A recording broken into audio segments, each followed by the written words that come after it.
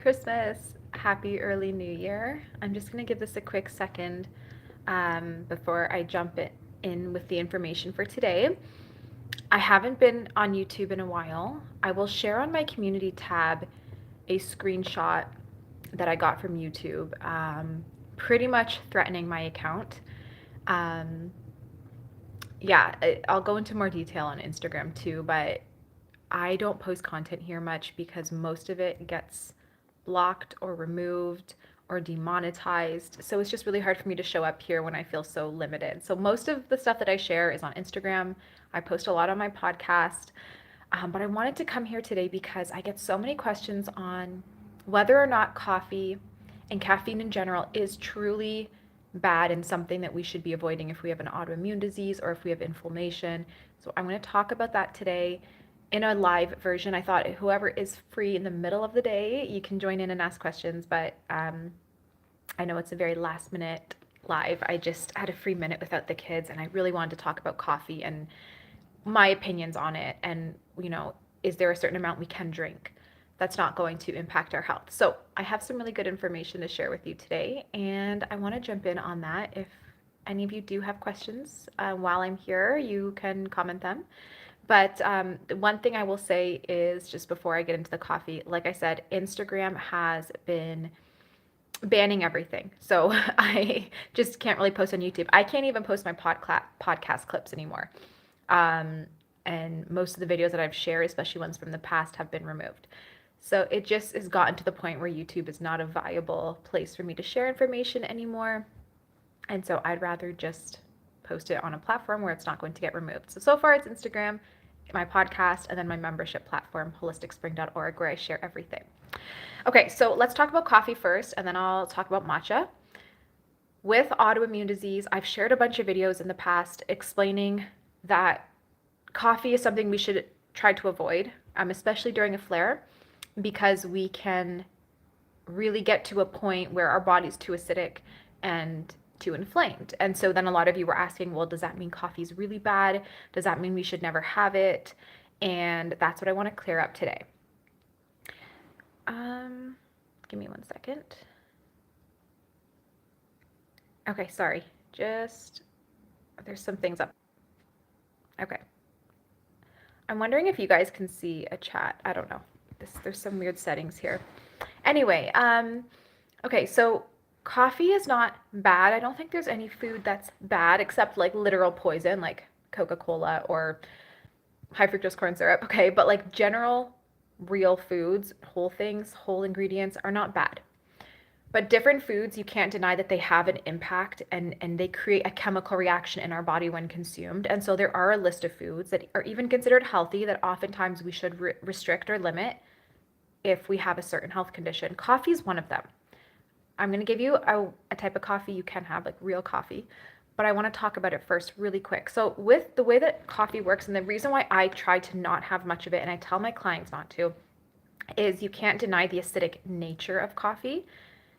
So here's an example. If someone is having a pretty acidic diet to start, say you're eating more heavy meat focused diet, not as many vegetables, and if you have a kidney, toxicity, blockage, you're not flushing oxalates and excess acidic toxins and uric acids out of the body quickly enough, you will start to become quite acidic. Your body will start to hold on to acidic toxins.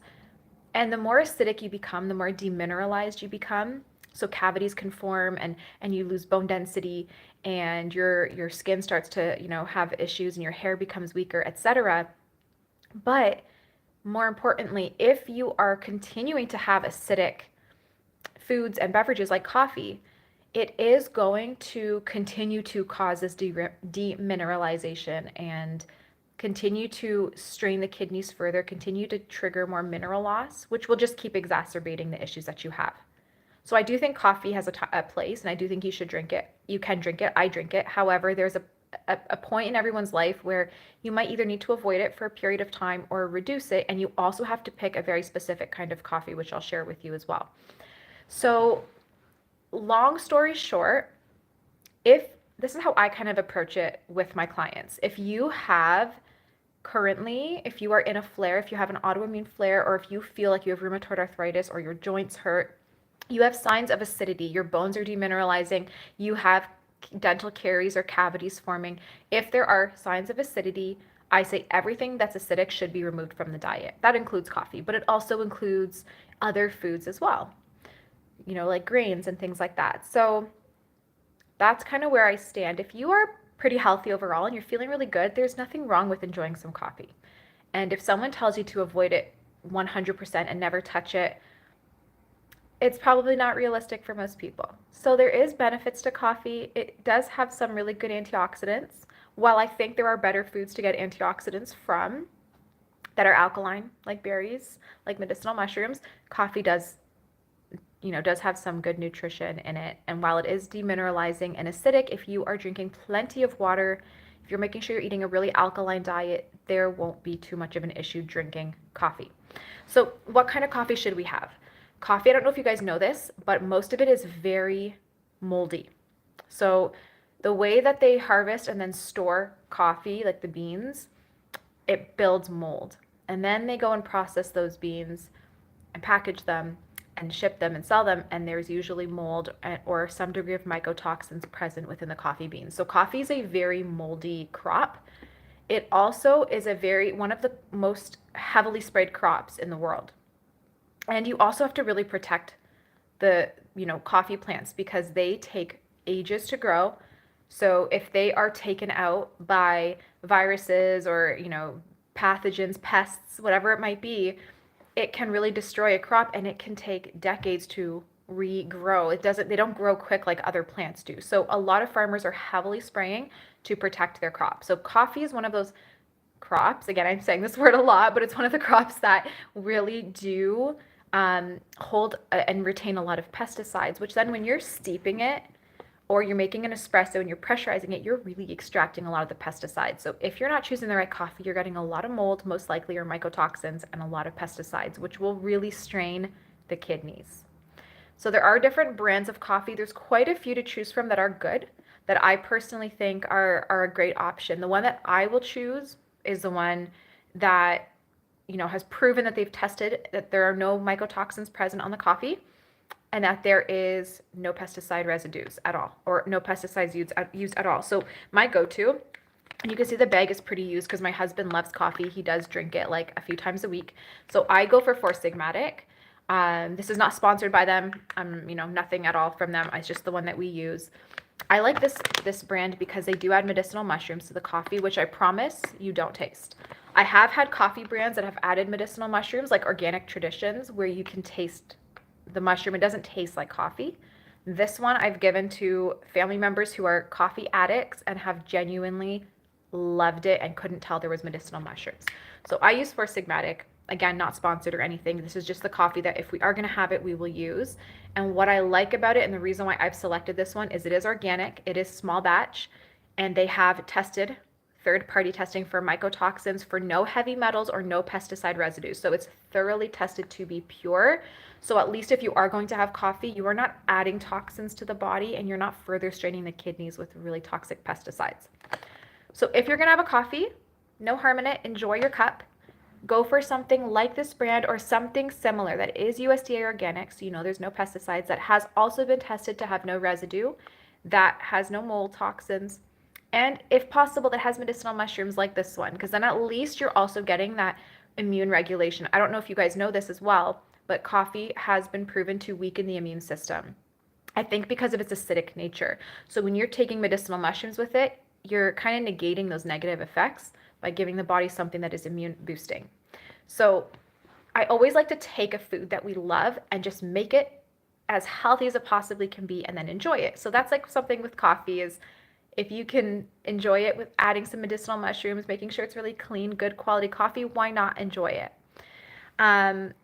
In terms of just answering a question here, if drinking coffee makes you really tired, what does that mean? So it can have a few meanings, but typically I find for me, coffee is not energizing. It makes me really fatigued, and that usually means you have already adrenal fatigue. When we are drinking something that is increasing our cortisol, which coffee does, that puts strain on the adrenals because your adrenals are what has to produce the cortisol. So if your adrenals are already weakened and fatigued, and then you're taking something that is making them produce more cortisol or work more, they're going to be even more tired, which means you are going to feel more fatigued. So that's typically why there's a lot of reasons, but that's the main one why people will feel often tired. I have a lot of clients who come to me and say, I'm drinking coffee to help me sleep, which is crazy because most people take it for energy. So as soon as they tell me that, I'm like, okay, you need adrenal support. What is nice is if you take something like this with medicinal mushrooms, those are adrenal supportive. So at least if you're going to drink this, I find when I have like Four Sigmatic coffee, or if I go to a cafe and just have their regular coffee, I feel exhausted after the regular. If I drink this one, I don't feel insanely energized, but I do have more energy after I drink it. So it does make it a difference for sure. Again, not sponsored, just genuinely the coffee that I love. And if you guys are going to have it, I would say go for something like this. Then at least you can feel better and more confident about having a coffee without those negative effects of it. So one last thing I will say on the coffee topic, and then I want to move to matcha really quick because there's definitely pros and cons to matcha and brand as well. I guess two things that I'll say. I personally am not a substance person. So I've never liked alcohol, never liked to smoke, and I never really got into coffee. I never really am the type of person that relies on a substance for energy or anything like that. So when there's two things I should kind of clarify. When I work with clients that are saying like I can't get through my day, without a cup of coffee, sometimes I find it hard to relate because I've never been that person where I was reliant on something, but I do understand. And so what I tell my clients who are like, I work mainly with people that have autoimmune disease. So I'll say, rheumatoid arthritis, for example. If someone has RA or psoriasis, I tell them you can't have coffee. You should really avoid it. And then they tell me I cannot get through my day without a cup of coffee. So I want to tell you exactly what I tell them, which works every time. And then I want to just share one last thing about coffee, and then I'm going to explain something about matcha that I think a lot of people don't know. So what I tell my clients that have autoimmune and that still want to say I cannot get through my day without a cup of coffee at least is this. Number one, at least make sure your coffee is a good brand, no mycotoxins, no heavy metals, no glyphosate. So something like Four Sigmatic. And then the second thing, and by the way, this is their ground coffee. This one with the medicinal mushrooms, it's their ground coffee. I grind it a little bit further, and then I put it through my espresso machine, and I make it like an espresso shot, and then I add the latte, the steamed almond milk, which works really well with this. It gives a really nice crema on the top. The first thing that I will tell them is you have to get a good quality coffee like this. The second thing is I ask them how they're making it, and if they're adding sugar, I say start swapping for honey to start, and then from there I start getting them used to less honey and stevia instead, and try to get them to change their taste buds. It takes time, but if you go from cane sugar to honey, usually it's a decent switch. And then if you can go from decreasing honey and adding a couple of drops of stevia and decreasing your honey further and adding more stevia, if you use sweeteners, eventually you'll be able to completely switch to stevia and enjoy it. And then the third thing is if you are using creams, creamers, anything like that, switch for a plant-based, so at least avoid the dairy, which is a little bit more acidic. Then the fourth thing that I tell them is if you are going for 2 cups of coffee a day, for example, go for 1 3/4 cups a day and get used to that.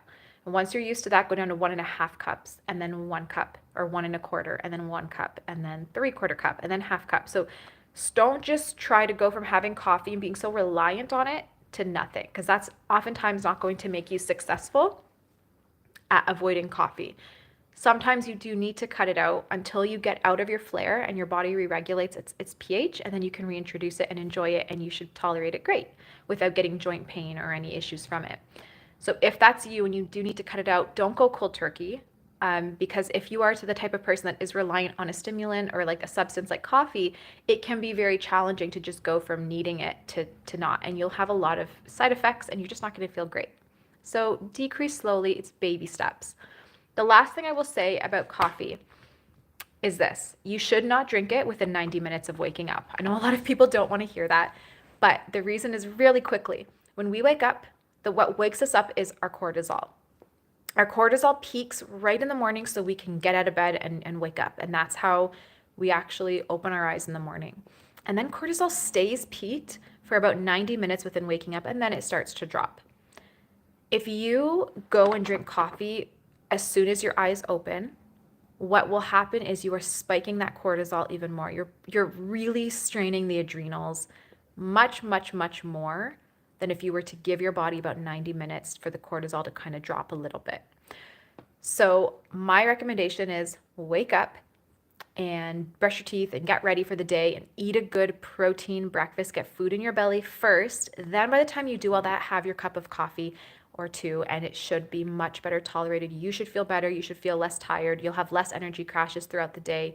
Your adrenals will be thanking you because they're not going to be so strained and burdened. They're already working hard producing all this cortisol for the morning to wake you up. You don't want to strain them further to have to deal with even more energy surges from the coffee first thing in the morning. So that's my recommendation. If you are the type of person that desperately needs coffee, say before you go to work, wake up a little bit earlier if possible, so you give your body a bit more time to regulate. At least eat something. If you can't wait 90 minutes, at least eat something before you have your coffee or with your coffee, so it's not an empty stomach. That's like the very least that I can request, just again to minimize the effects. So those are some tips. If you're gonna have coffee, choose a brand that's organic, that's tested for mycotoxins. You don't want organic and then that you haven't tested for mold. So test for mold, test for heavy metals, test to make sure there's no pesticide or glyphosate residue. Secondly, don't drink coffee till about 90 minutes of waking up, or at least have food in your belly before having coffee. And then the third thing is going to be, if you're having it with sugar, at least try to decrease the sugar by switching to natural sweetener, using a plant-based milk, and that's about it. So I hope that that was helpful on the coffee side of things. Now, Matcha, so this is the brand I use. Again, not sponsored, didn't pay me, just love, love, love this brand. I've been using them for over 4 years, maybe 5 or 6 even. This brand is, it's called Soar Organics. They are organic, and the reason why I chose them is similar to the Four Sigmatic. They test thoroughly, and you can see it right on their website for transparency with the reports that they receive from the lab for absolutely no mold or mycotoxins, absolutely no heavy metals, absolutely no pesticides. So it's pure, high quality Japanese matcha. And what is really nice is it's made in small batches. This is a Canadian company, but I do believe they ship to the US. And what I like about this one as well is the quality. So when you make matcha, there's different types of matcha. And then I'm going to give you a tip about matcha that I don't think many people know. But with matcha, you can have it's like a more bitter taste. It's less rich, and it's typically your culinary grade matcha. It doesn't have a vibrant green, and it's the one you're gonna get if you go to Starbucks, if you buy it from Costco. It's like a cheaper matcha. This type of matcha, this one is called the Uji. I'll link it down below. It's the Uji ceremonial matcha. What is nice about this one is you are going to have your ceremonial grade. It is first harvest of the leaves, so it's pure, it's rich, it's got a dark, beautiful, vibrant green color, and it's way smoother and less bitter. This is a type of matcha I think you'll enjoy the most if you make a matcha latte. So what I do is I just add this with a little bit of honey or liquid stevia to a mug. I pour some warm water, and then I whisk it, and then I steam some plant-based milk, and I drizzle it over top, and it's delicious. I also make this iced. So why I choose matcha more so over coffee is, one, I just like the taste better. Two, this for the skin is not, you can't compare this to like anything else. For the skin, the antioxidant content in here is unmatched. It contains a compound called EGCG, which is a really potent antioxidant that helps fight free radicals, but especially for the skin. So it's literally anti-aging, and they have believed that the reason why Asian cultures, why the women and men in general have beautiful skin and age seems like much more slowly than the rest of the world, has to do with their green tea consumption. So that's the first thing, is the antioxidant content is beyond incredible. What I like about matcha is it contains L-theanine. This is an amino acid that is quite hard to get in enough of an amount, and it's very calming. So L-theanine has a very relaxing effect to it, whereas in coffee, when you're getting the caffeine, it's a stimulant, so you're going to have this energy slash jitteriness that then fades very quickly. Matcha is energizing because there is caffeine, but the L-theanine regulates it, so it's a calming energy, not this like high crazy kind of energy that you would get from a coffee. So it's very calming, which means like if you do want to drink this in the evening, you would probably have pretty good success. It shouldn't keep you stimulated before bedtime. I don't drink it usually beyond like 4 p.m., but sometimes I do and I still sleep really well. And that's because of the L-theanine content in it. This is also really boosting for the immune system because of the EGCG component. It really helps strengthen our immune system. And what I also love about this is it's so alkaline. So if you have skin issues, if you have autoimmune, you can still get your caffeine in without having the negative effects that coffee might bring in terms of acidity, in terms of immune weakness, and all of that. This helps to put minerals back into the body because of all the compounds in the green tea leaf, whereas coffee depletes. And even if you drink, a really high quality coffee, it still can be depleting. So I personally just go for matcha because I love the taste of it if you make it right and if you use a right good quality one that's ceremonial grade, and the benefits of it are unmatched. One last thing that people don't know about matcha is it boosts your Th1 immune system. Again, because of the high EGCG content in matcha powder, this helps to stimulate our immune system to release more Th1 immune cytokines, which can be really resolving if you have eczema, if you have asthma, if you have any histamine condition. EGCG is very antihistamine and anti-inflammatory because it upregulates our Th1 immune cell and immune cytokine production. Whereas coffee, unfortunately, elevates our Th2 side of the immune system. It helps boost the Th2 cytokines. So if you have asthma, if you have high histamine, if you have skin issues, those Th2 dominant type conditions, this could exacerbate it. Whereas if you have a Th2 type condition, this can help resolve it because it's so supportive of that Th1 immune response. So typically, matcha should be something that you consume if you are Th2 dominant. If you have any kind of autoimmunity, that's Th2 dominant. This one, coffee in general, should be something that we limit, or if we are having it, still it's matched with a very heavily alkaline diet. This type of coffee, like Four Sigmatic, if you are going to have it and you have a Th2 condition, is much better than a standard coffee because the medicinal mushrooms in here will help to support your Th1 immunity. So you'll have less negative effects with the Th2 immune system if you're having a coffee that has medicinal mushrooms like Four Sigmatic. I hope that makes sense. I hope it's not confusing, but those are just some rundowns and facts about coffee versus matcha, the type of coffee you should choose, the type of matcha you should choose, how it interacts with our adrenals, why coffee might make you tired instead of energized, when to have coffee and how it affects our cortisol with our adrenals. There's so much that goes into it. And again, it's never about not touching something, but more on how can we consume something that we love in a way that it's not going to harm our body. So it's all about being informed and then taking that information that you have and applying it to your day-to-day so you can still enjoy the things you love without, again, those negative effects. And that's what I've come to realize is sometimes it's not about removing entirely and being restrictive, but about enjoying things and just playing with how you bring it into your lifestyle so that it still is working for you. So I would have coffee about once a week because I just don't love coffee. And if I have it, I do a latte at home. I have a wonderful espresso maker. And then I just steam my plant-based milk with it. And this is the one I will use. And my husband has this almost every day. That's why it's like pretty much empty. There's not much left in it. And then this I will do like almost daily. I don't have caffeine every day, but if I do, I will have the matcha, which I love so much. And I just find it helps my skin more than anything. But the energy that I get is it's like a peaceful type of energy. I feel like I have more energy to do things, but it's not a jittery energy because of the L-theanine. I hope that helps. I'm going to end the video here and I will post it so you guys can come back. I'm going to link both of these in the description box below as I do have a discount code. I asked both companies if they can give me a discount code for you guys if you want to purchase it. Again, this is not sponsored or anything. I just love these two brands and I thought I can try to get you guys some savings on really good quality product. So I'll link it all down below. Just visit my page back in a couple minutes for the video and you can get all the information.